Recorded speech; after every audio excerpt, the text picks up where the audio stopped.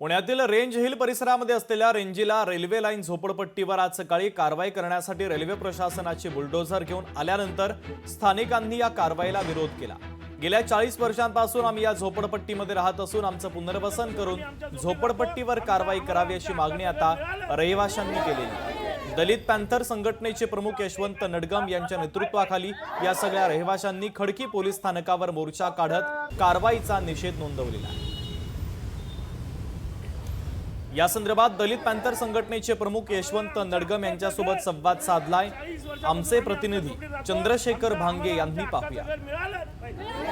पुण्यातील खडकी रेंजिल्स इथं असलेल्या झोपडपट्टीवरती कारवाई केल्यानंतर झोपडपट्टीधारक सध्या आक्रमक झालेले आहेत आणि सगळे झोपडपट्टीधारक सध्या खडकी पोलीस स्टेशन या ठिकाणी आलेले आहेत। त्याविषयी बातचीत करण्यासाठी आपण यशवंत भाऊ नडगम यांच्याशी थेट बोलणार आहोत। भाऊ, काय सांगाल, काय सगळं अतिक्रमणची कारवाई सुरू आहे, नेमकं कशासाठी ही सगळी कारवाई आणि कोण करतंय?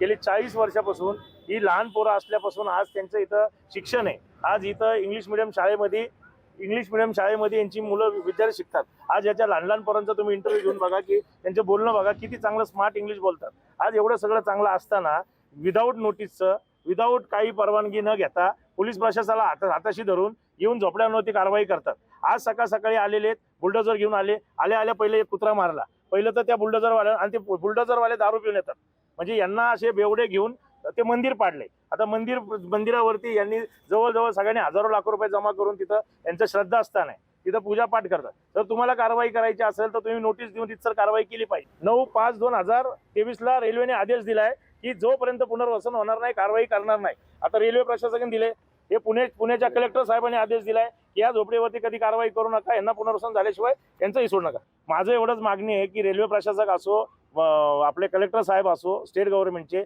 किंवा या फॅक्टरीचे असो किंवा मेट्रोचे, जर तुम्हाला शासनाला किंवा यांना जागा जर वापरायला पाहिजे असेल तर रीतसर यांचं पुनर्वसन करावं। ठीक आहे, आपण पाहिलं की सगळी यांची जी भावना आहे आपण समजू शकतो आणि या सगळ्यांचं पुनर्वसन या ठिकाणी करण्याची मागणी जी ती यशवंत नडगम यांनी केलेली आहे। लोकशाही चंद्रशेखर भांगे, पुणे। लोकशाही मराठी ऐका, पहा, जागरूक रहा।